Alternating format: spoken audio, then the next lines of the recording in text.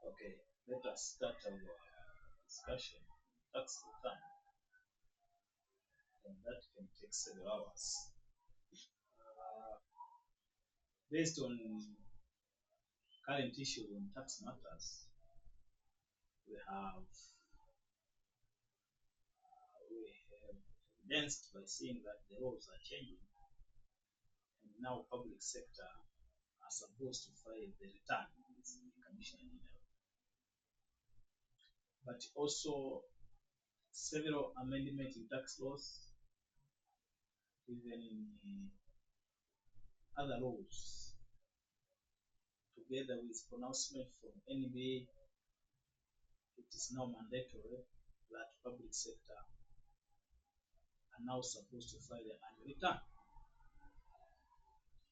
Formally, we have other directive that public sector entity, through the technical pronouncement number 1 of 2018, issued by the National Board of Accountants, require that all public sector which are audited by the CAG have to publish the annual financial statement in any of the circulating media or in its website, which can be viewed by all stakeholders. Now, those jurisdictional requirements would require some technical issues on how to handle tax matters. Accordingly, it is approximately since 2022, the large taxpayer department has categorized all public sector under this department. So all public sector are now being audited. So the audit is being taken regarding the fees, regarding the withholding tax, regarding the STL. That one may accommodate the VAT Act, the Income Tax Act, Cap 332, the tax administration, the VAT, etc., etc. So through this discussion, through this presentation, I wanted now to explain and make a discussion. It is a wake-up call for accountant public sector, accountant in NGO, accountant in religious groups, accountant which are registered within the Society Act Cap 337 and all that, to have some knowledge so that as you get started, it's easy to be updated with tax matters. So today I will start with the so-called tax return. What is a tax return at least, so that we can get started. I'll go in details to the public sector, but also to small business, but also to other organizations whose team is business. Now, the tax return in its definition, as has been shown on the table there, on the board, a tax return is a statement filed with commissioner or with TRA, which declare one of the following. So the tax return is filed by the taxpayer with the commissioner, and that tax return must declare one of the following.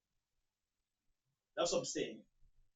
To each return, there must be a required in tax laws. For example, the first one is what we call septic, the statement of estimated tax payable. The statement of estimated tax payable. This one, in summary, we call septic. Septic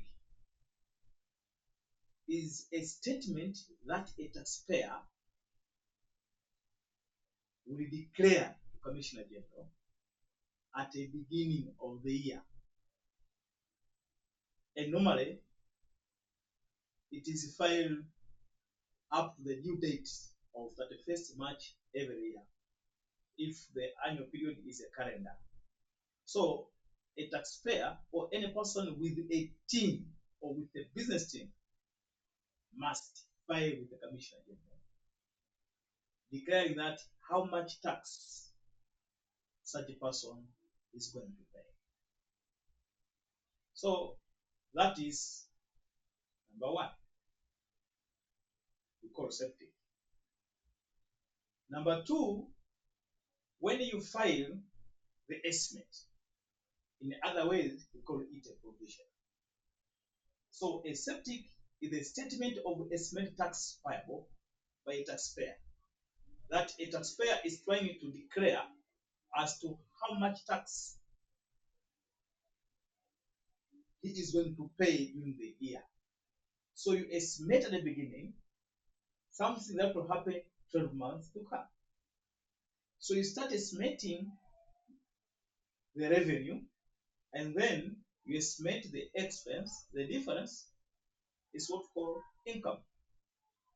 Such income you multiply by 30% if it's a corporation, or you use tax brackets if it's a sole trader. That tax is what we call estimate.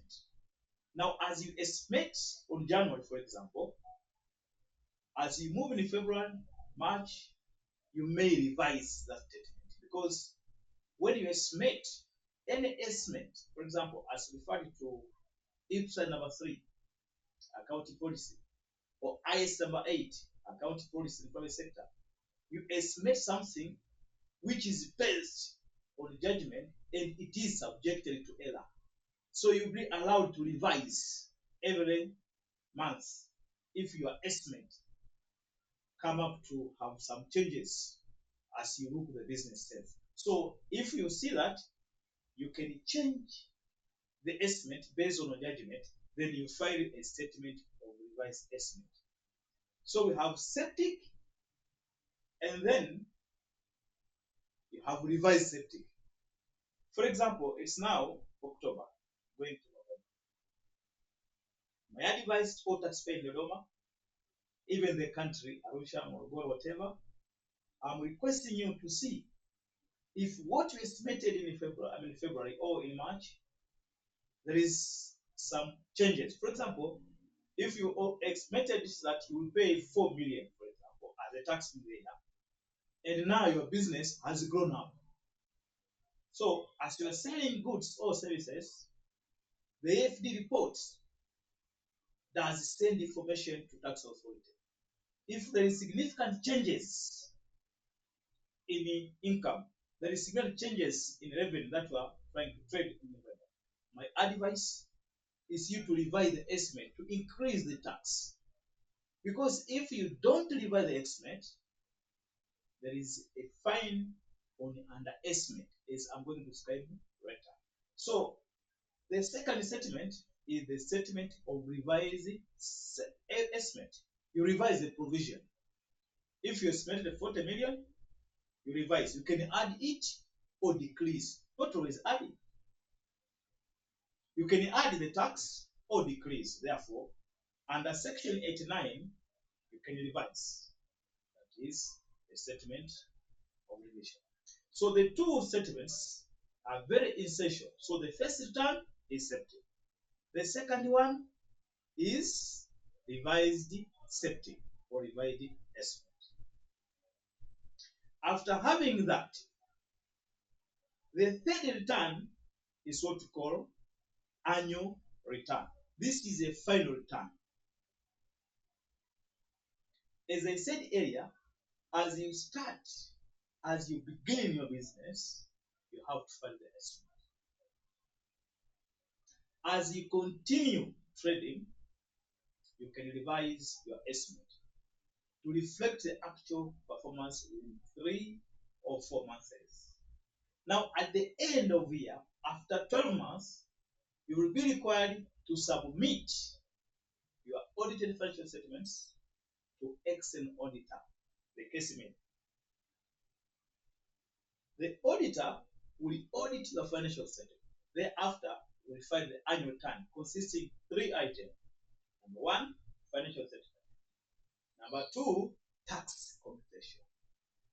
Number 3, you file through TRA portal in the Excel sheet all the item in financial statements.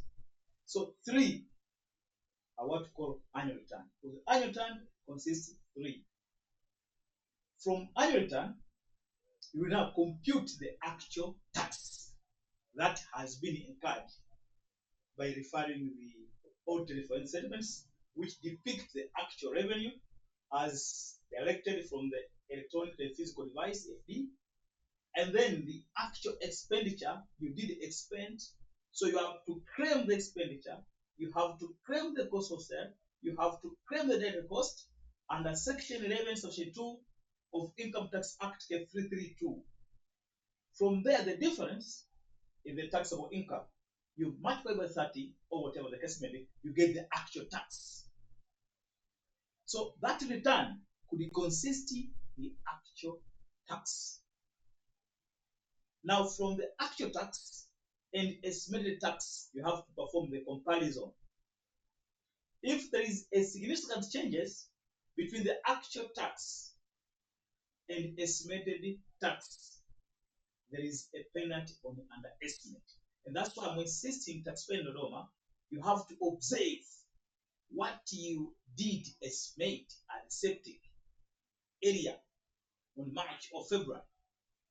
And then this month, I advise you to revise the estimate according to the performance of the business. Either you add tax or deduct tax, so that you avoid a penalty for underestimate. So the actual return is a third return, which is the return supported by audit financial statements and tax computation. Those are the 3 returns which are very sensitive. Now, number 4 is a withholding tax. The withholding tax return. Now, withholding tax is dealt with Section 3, 4. There is the withholding tax on service, withholding tax on goods, and other withholding tax the case may be. We have withholding tax on rental, etc. Once you withheld some payments, you have to pay those payments 7 days at each month. Accordingly, you have to file that return. Payments only is not enough. You have to file the return 7 days after each month if you made some of the withholding tax payments. You will receive the certificate of withholding tax immediately as you pay. But after 7 days, make sure you file the withholding tax return. Some public sector, they don't file withholding tax return, and therefore there is a penalty currently of 15 currency units, which is equal to 300,000. If you don't file that, it will attract penalty. Now that is another return. The next return is a VAT return. VAT is under VAT Act. As you register for VAT, then you have to file the VAT return. That return is filed on 20th every month. So it is 21st days after end of which month, declaring the previous VAT account.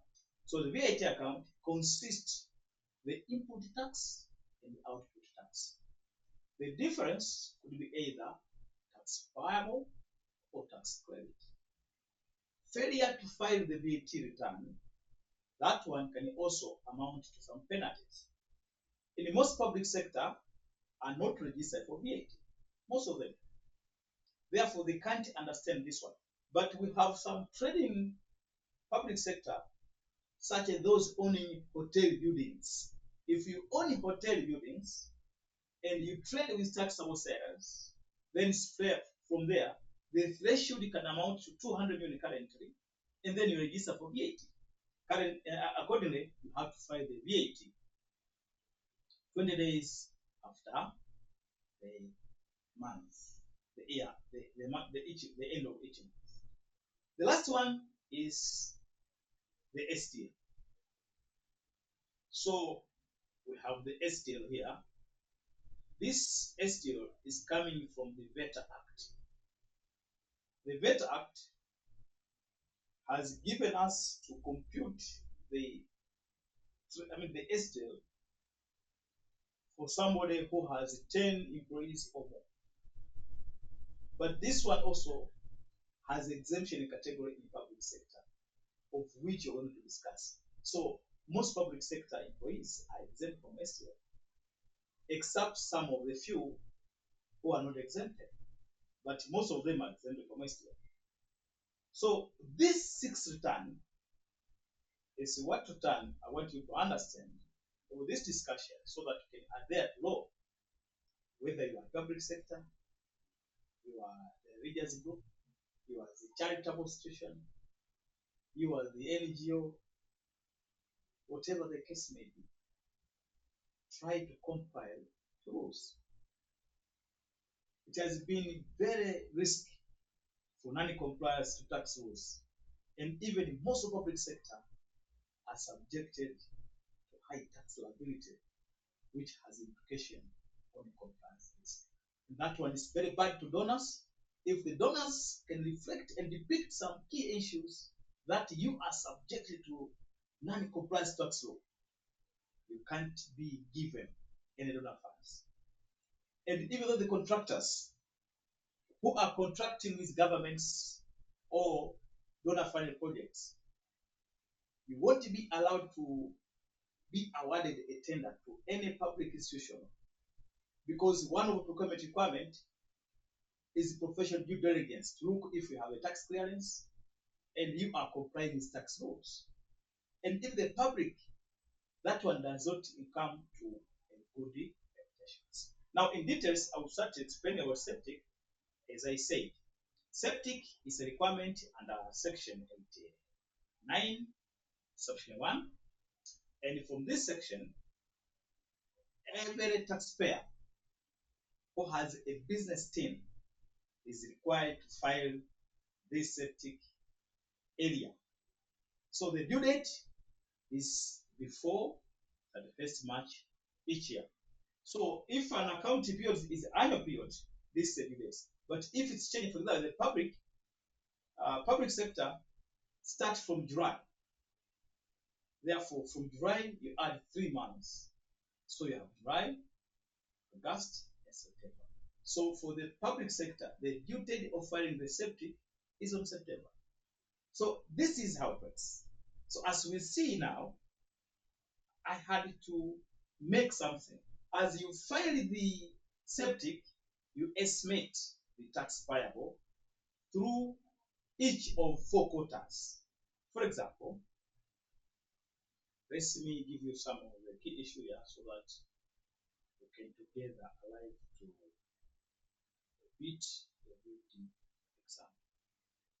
And it's not near a reviewed example, but to start with, what can we share for this discussion? For example, if an accounting period is running from 1st January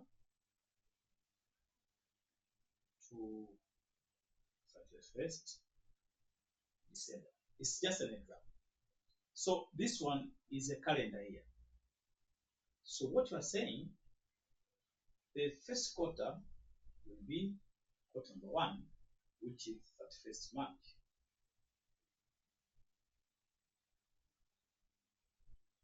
First quarter. The second quarter, it runs through June.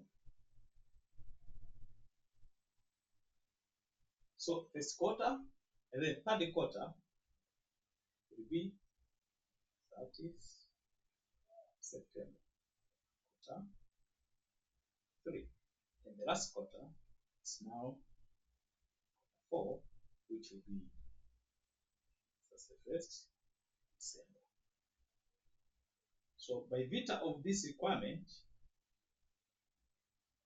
an entity will be required to estimate tax. For example, if this is a corporation and I did estimate for the income, be certain here. This is the income. Now the tax is 30% of this income. So this is an example. So the tax one is 30% of this income.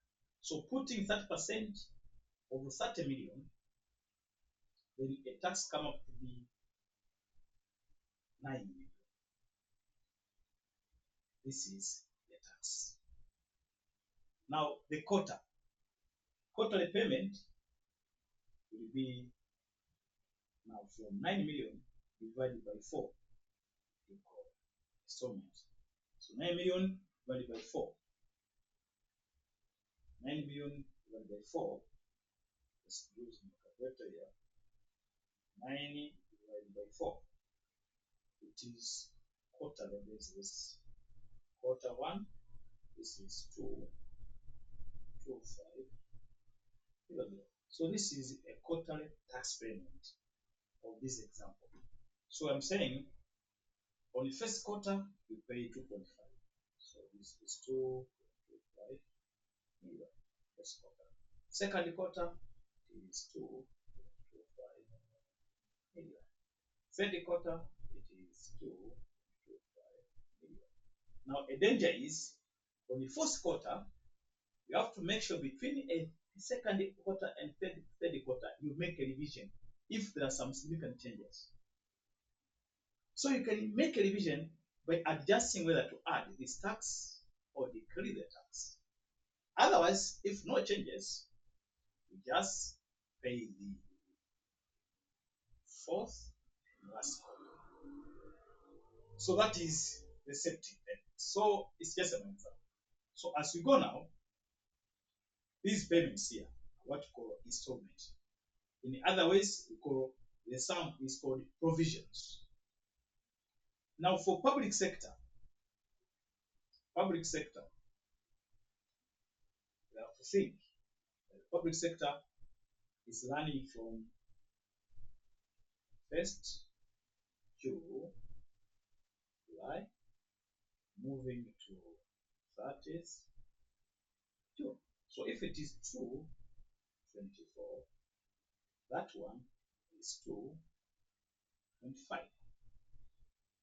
Now we have to allocate quarterly payments or quarterly due dates for the public sector.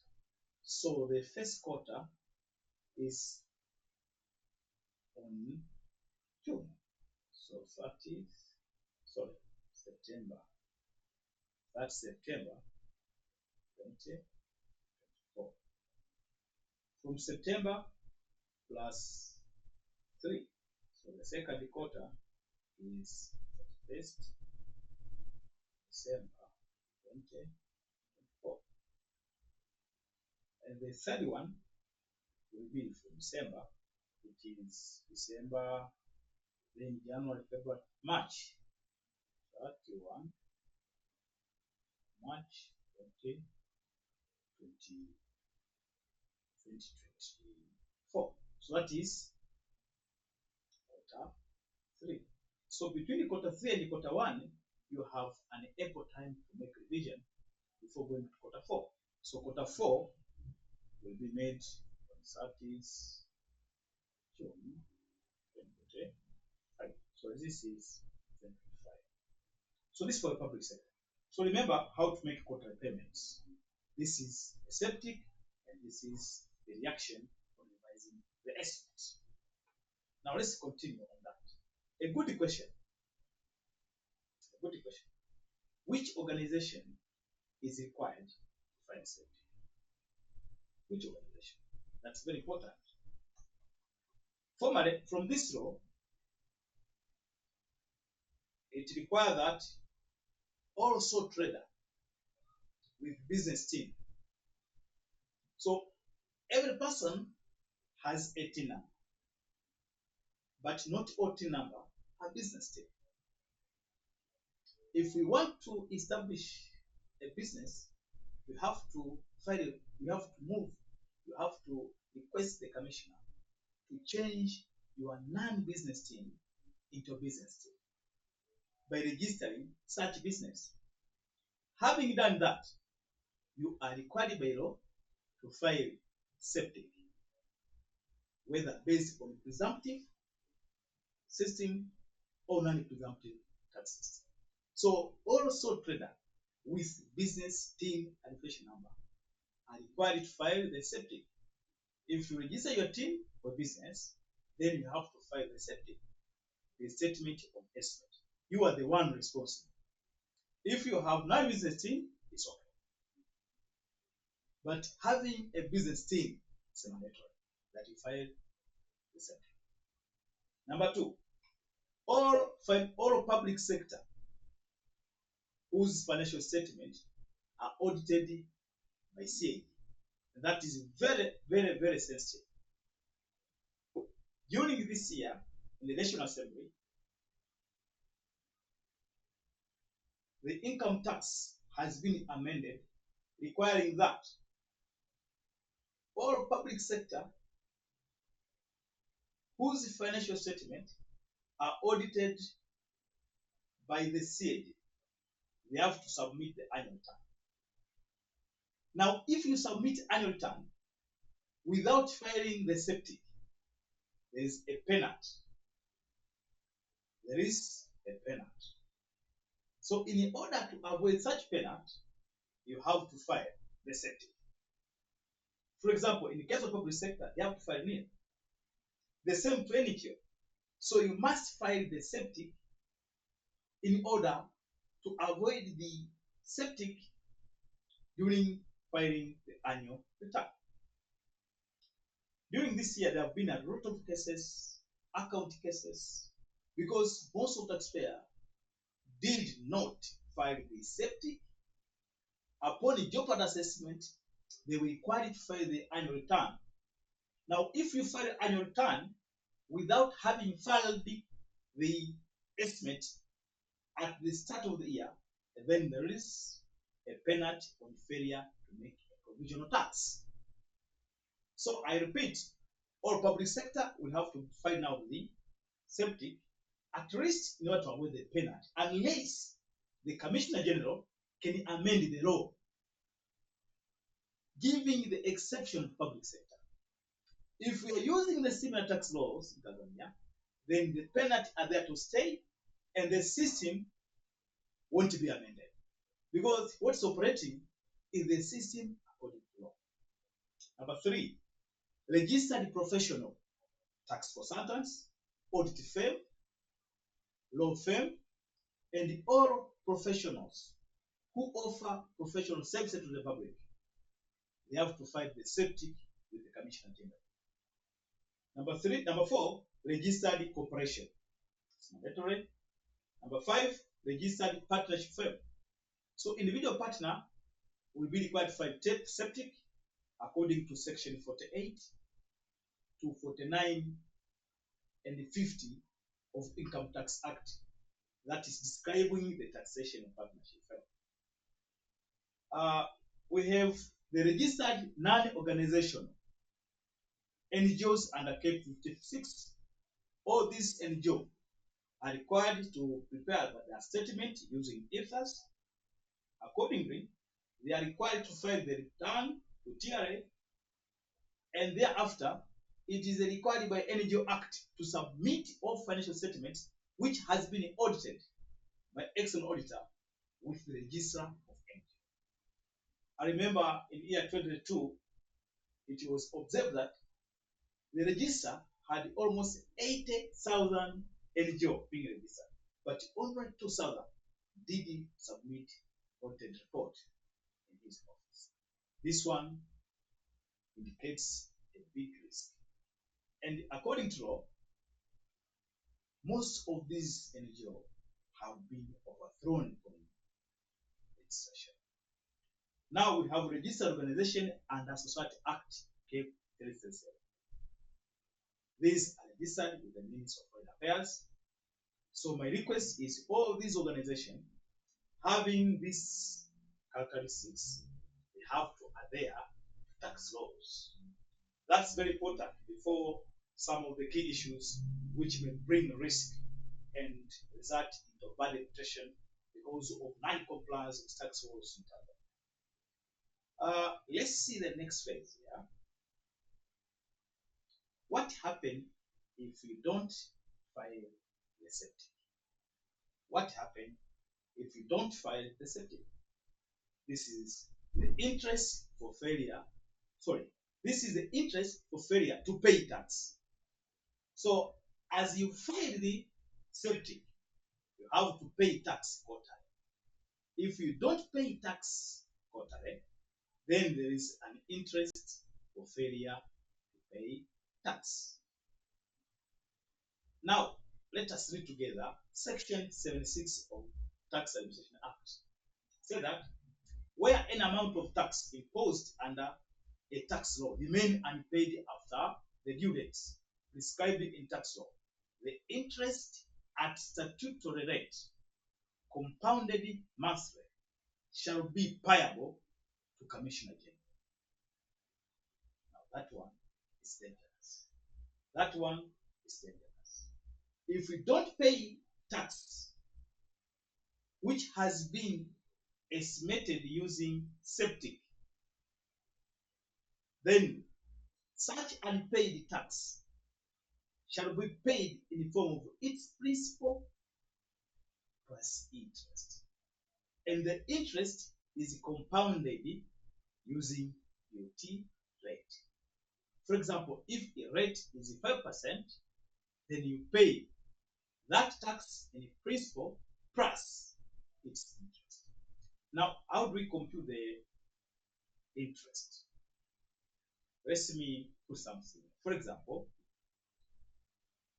interest equals principal tax that remained unpaid in the year, brackets 1 plus I power n.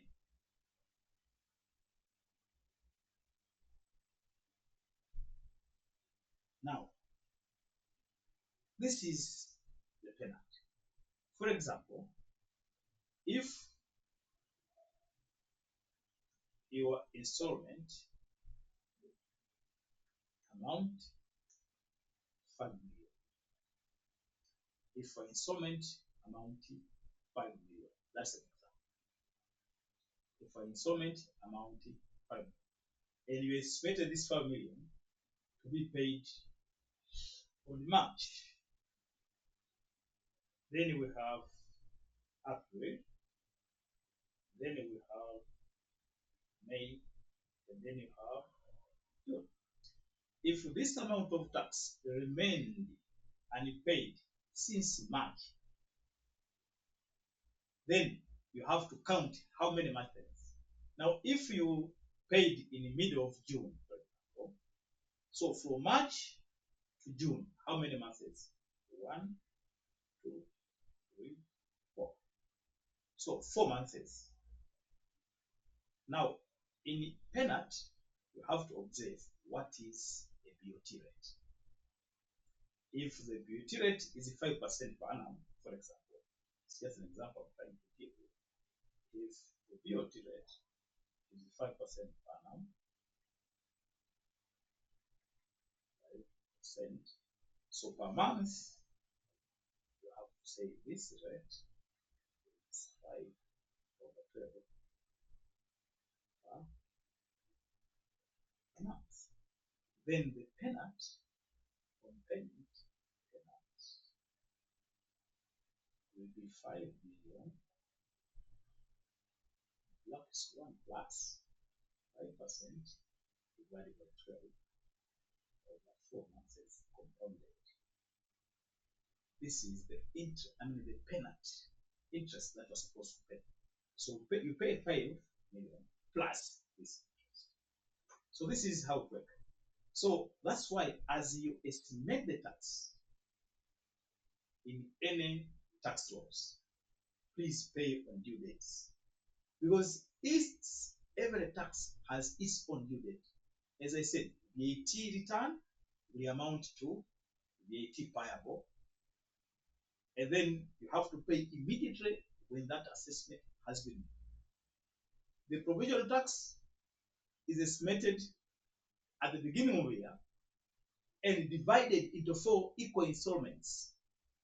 If you don't pay them on due dates, then the tax authority is going to impose tax and interest on tax. That is failure to pay tax on due dates. This one is understandable. Let me continue to another good issue. We have this kind of regime of which I want to discuss, and very serious discussion. Presumptive taxpayers. What is the presumptive taxpayer system in Tanzania or even all over the world? I'll give you some key issues to take through so to understand the word presumptive, what it means. First of all, I have to start with a sole trader. So when I say individual, I mean sole trader. Sole trader is an individual. So an individual is categorized in 2 groups.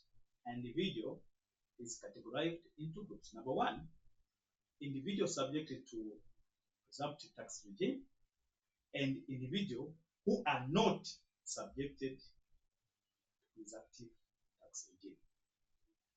Now, how can you note these individuals? These individuals are classified according to revenue stream. I will indicate something here so that you get started.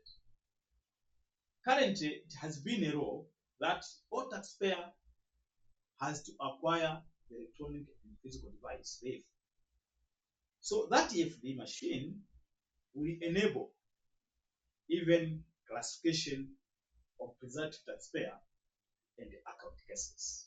So let me demarcate a table here so that first you understand between presumptive and non-presumptive. So as you read the EFD machine, as you buy it, it starts from 0.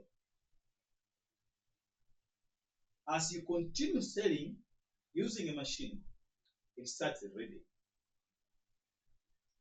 Even if you don't have EFD machine, but once you start a business and you start trading, then we have to account to see your documents or your particulars by using estimate. How much are you selling per annum? So once you sell 0, means no business. As you trade it to 11,000 per annum, it is mandatory that you should acquire the EFD machine. So it becomes a threshold for all taxpayer whose annual turnover amount to 11. So here is a threshold for you to acquire the machine. So as from here, for this one, no FD can be applied. That's very important.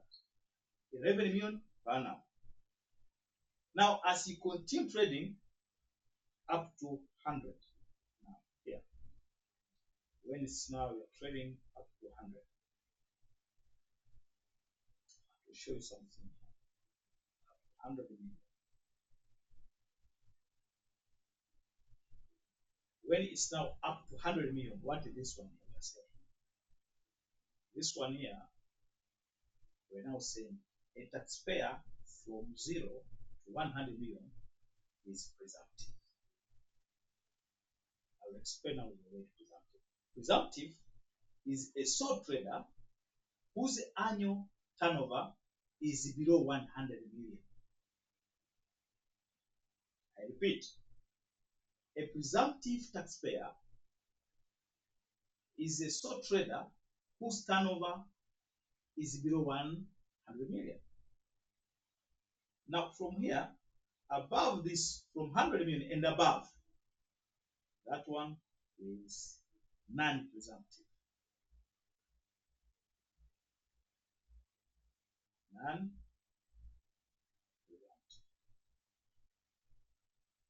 Now, as you trade to 200 million here, listen carefully. The tax authority will be looking you to see if you made taxable sales so that you go for VAT. So VAT starts from here. But also from 100 and above, you are supposed to submit your audited report with commissioner. Your report now has to be audited. Below 100, it's not mandatory to audit.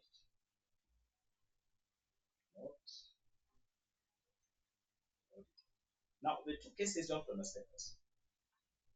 Listen here. Let us first read this statement before going to other portions so that you understand. I have to define now that the taxation of an individual under presumptive regime is based on annual turnover. So if you are if you are presumptive, you have to go to tax authority office and make estimate of provision there. And your estimate will be based on EFD machine readings. That will be only revenue. They don't accommodate the expense. Now, in this category, the individual are not required to file audited return with the commissioner unless you select to do it. For example, if your annual turnover is 40 million at this point, and you don't elect to become a presumptive, then you have to move and perform the self-assessment yourself. So you find the tax consultants and you estimate your tax. Thereafter, you are supposed to file audit report because you had estimated the tax yourself and not the tax authority based on the annual turnover. Now, I will describe here as here. What are the conditions for person to be registered as presumptive taxpayer system in Tanzania? Number one, the individual should be resident for the year of income. I repeat, the individual should be resident for the year of income under section 66. That resident, it is described under section 66. Okay. An individual must be a resident. Number B, the individual's income for the year of income consists exclusively of income from business having the source in that. So it is the individual who contain income, and that income must be sourcing from Tanzania. So you should have business income which has a source from Tanzania. In this area, we don't see the investment income, we don't see the employment income. So the law does specify individual who has a business income rooting from Tanzania. Number C, the turnover of the business does not exceed 100 million. So if your turnover exceeds 100 million, you cannot be a presumptive taxpayer. Number D, the individual does not elect to disapply presumptive laws. Lastly, the individual should not be a professional provider. So here, very sensitive. It is this view, an audit firm cannot be a presumptive. A tax consulting firm, in any case, cannot be a presumptive. The law firm cannot be presumptive. I repeat, you have to take care on this ground because professional has been exempted. You can't be a professional and then become a presumptive in account cases from this directive here. So if you have been fulfilling those conditions, the following will take place. For example, if you are the productive and your annual turnover reaches 4 million, then no tax. That is how it works. If the turnover exceeds 4 million but does not exceed 7 million, you pay 100 million based on no records from the FD machine. If they record, they will compute 3% of turnover in excess of 100 or 400 million. For example, if your turnover is 6 million, the excess of 4 million is 2 million. Then you multiply by 3% of your tax. Okay. Now, let's continue. Where a turnover exceeds 7 million but does not exceed 11 million, if you don't keep record, the tax will be 250. Or having the record from FD, the tax will be 90,000 plus 3% of excess of 7 million. Now, if the report reads 9 million, for example, then 9M minus 7M, this one is 2. So you take 2 times 3, you have tax plus 90, you have total tax. So remember, this computation is presumptive. The term presumptive is any taxpayer who cannot keep records because of professional issues or because of his small trader. Now, a professional tax consultant can keep records. The auditor, audit firm can keep records. So audit firm never on the earth to become a presumptive. That is an idea here. Let's continue on that. If you are presumptive and you own a passenger service vehicle,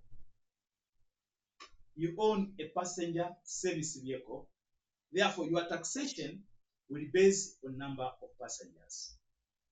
For example, Alpha can take from 0 to 15.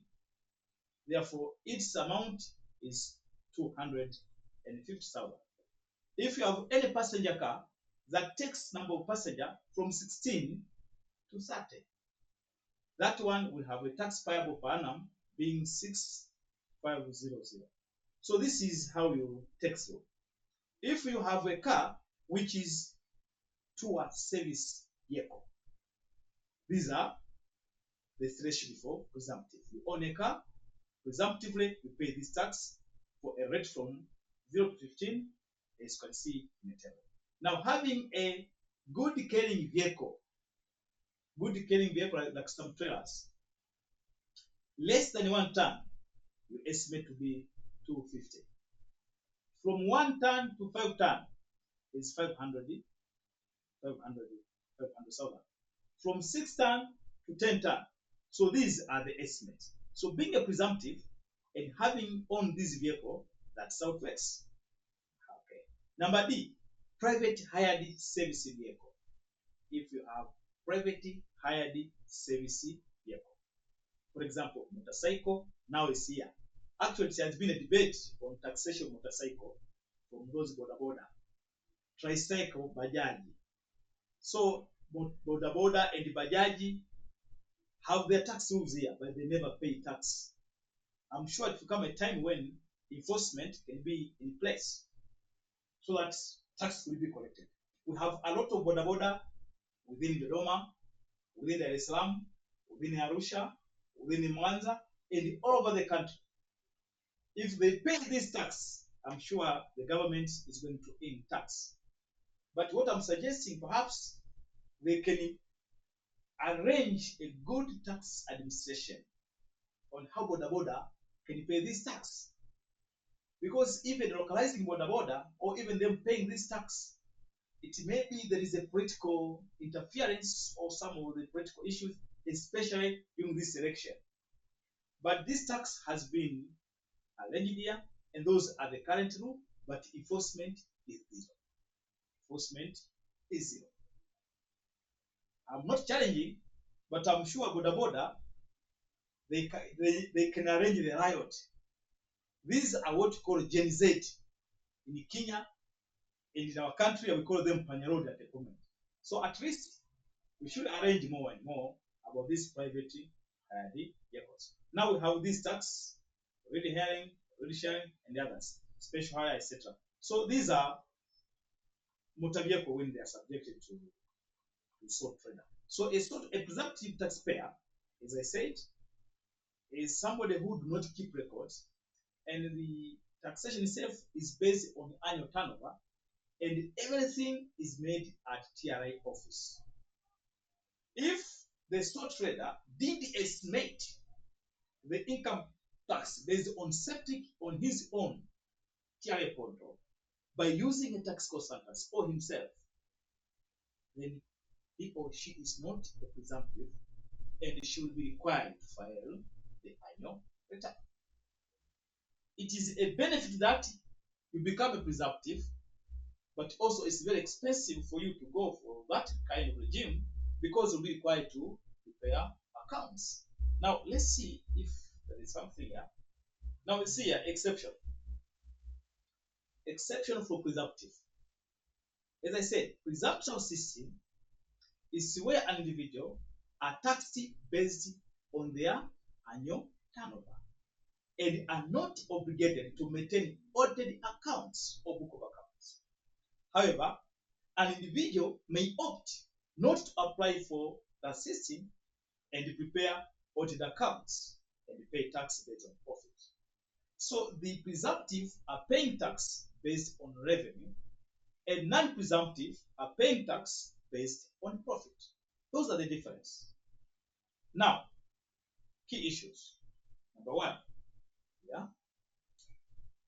an individual person whose has a turnover exceeding 100 million per annum, is he or she is obligated to prepare audit financial statements in respect of her business.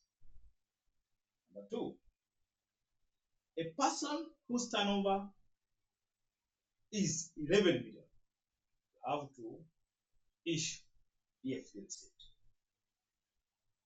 So taking 11 million divided by 12 is almost 1 million per month. Divided by the number of days, you can see every taxpayer is required to have a machine, because almost this threshold is very minimal. Number three, a person whose turnover is below 100 million shall issue manual receipt in duplicate copy. So you are exempted from issue of EFT if you are below 11 million. You issue a manual receipt. That manual receipt will give a full name of a person sold the goods, the 13 thereon, and the full description of goods. So you issue a manual receipt in a old version. Now, this one here is what I'm very interested here. A presumptive tax system does not include individual person who provide professional services, construction industry, and trainer. You are a training firm, you can't be a presumptive. You are the audit firm, you can't be the presumptive. You are the law firm, you can't be a presumptive. These are exceptions. So I want to address this issue so that you can get started by taking measures so that you are not subject to account cases. Because if tax authority comes in your book of accounts and you find that you have not prepared financial statements, then they are going to issue a jeopardy assessment under section 47(2) of the tax administration, requiring you to pay the assessed tax based on commissioner estimate. That one will work together with section 47 of the same tax administration act. So my request after this kind of seminar, you can rearrange yourself to see if you are compliant as well. So all audit firm, tax consultants, the law firm, account firm, legitimate consultants, and all those consultants cannot be preserved. They are exempted. I'm sure as you listen, you get something. You can see more that we have a lot of accountants within the public sector. You own business at your home. Your business is a good move. That's a good move. But now, how do you manage your business? How do you pay tax? How do you file return? How do you measure yourself? How do you prepare a book of accounts? The TRA is coming to enforce tax laws. Let's see another. We have presumptive and non-presumptive. Now, what is a disadvantage of being a presumptive taxpayer? What is disadvantages? Number one, presumptive tax system is disadvantage. It's less accurate than the classical tax. Actually, presumptive, somebody is making an estimate. Therefore, less accurate. Number two, presumptive tax system does not provide equal opportunity, does not provide taxpayers the right to comply with tax laws. And that's what you could see. If you are estimating tax based on presumptive, this system does ignore the right of taxpayer to claim for allowable expenses as per under Section 11. So they just consider revenue, they ignore all the expenses that have been incurred during the course of business. For example, you're paying rent, you're paying electricity, you're paying telephone, you're paying stationery. Those expenses will be ignored. You bought good for sale, all those purchases will be ignored. They are going to base only on the sales.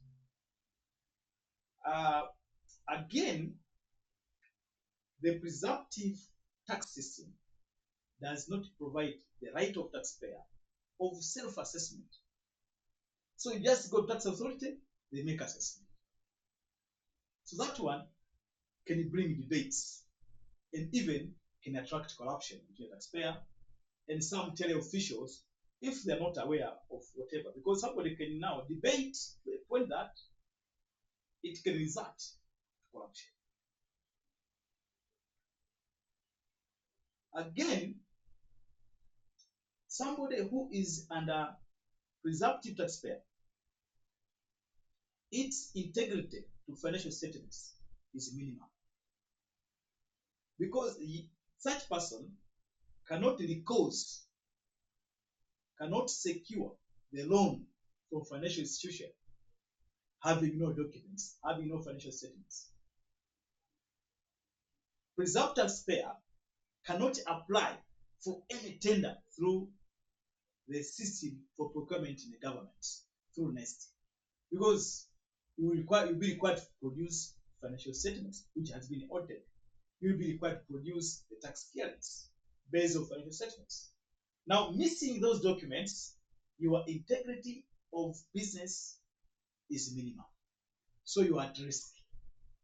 So my advice is at least to have documents. You can present what is your income, what is the revenue, what's expense. That one increase the integrity. You become objective, you become trustful that you have expense and the revenue. So somebody can use two data and then estimate the tax. So that is the disadvantage of presumptive. Again, if you go for presumptive, you can't revise the estimate. You can't revise the estimate because you have no room to revise. Okay. Now, the disadvantages. It is simple. It is simple to operate this one for a small business because most of them it's very expensive at the start. You don't have capital. So to institute presumptive is easy. So it's from here most people, it's cheaper and easy. You don't require to pay the audit firm to audit statements. It's very costly to hire the certified public accountant to become your accountant thereafter. So there is simple, and also it reduces the cost and time. There is equal opportunity that you select. Again, we have many of these can be observed. So I've taken you 40 minutes explaining about presumptive taxpayer, explaining about the statement of estimated tax and its penalty, and also I have gone through the revised estimate. As you can see, section 89 from subsection 5A, it requires that any person who has filed the septic can also revise if that estimate has material changes in his business. So there are two statements here. Number one, septic. Number two, revision of septic. Now, failure to file septic, section 78, does provide a penalty for failure to file septic. If you don't file septic at the beginning of the year, it's a problem. So you will be required, so it says, a person who failed to file the return or pay tax on due date, as required by tax law, you will be required to file the penalty. So there is a penalty for failure to file the septic. So that penalty is now 2%. Now, there are two cases. For example, it is 2%, so 2.5% of the amount of assessed tax. So in the case of individual, we compare 2% of the assessed tax against 2 currents. For a corporation, it's 2.5% of the assessed tax we compare against 15 current points. Now, 1 current point is equal to 20,000. Now, 15 current points is equal to 300,000. So, as from what we'll be listening, almost for 46 minutes, we have discussed about 2 returns. 1, septic. Number 2, revised septic, and its implication on failure to file the return and failure to pay the tax. The failure to pay the return, the failure to fail to pay the tax, there is interest on the tax.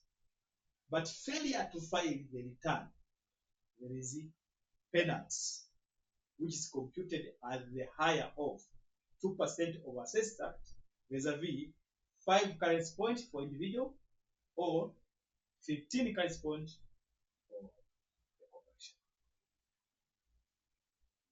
Tomorrow, we'll be talking about the final return. This one is the audited one. So, based on the time available, I'm now saying that let us digest the 2 statements for this 1 hour almost and come up with some key issues very professionally and very understanding so that you update your knowledge. My aim to this kind of lecture is to give you some key issues which form part of updates. And I'm aiming for public sector who also are required to file the audit report after 9 months from their end. That one will form part of discussion next period. So I believe that you have been you have been listening to me, and thank you for your understanding, and we will resume this discussion